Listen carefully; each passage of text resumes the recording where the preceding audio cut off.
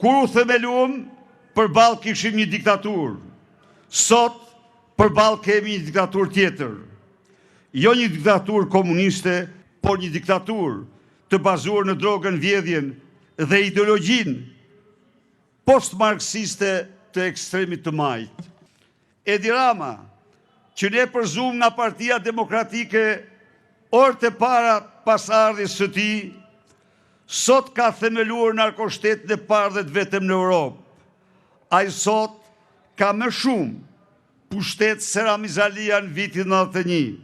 Ka vrarë zgjedhjet e lira, shpresën e shqiptarëve, i ka zëvendësuar ato me forcë elektorale, siç faktoi dhe raporti i fundit i OSBE-Odirit.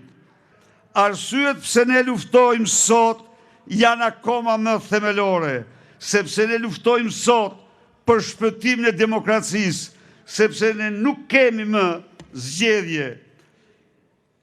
Ne luftojmë sot për shpëtimin e familjes shqiptare.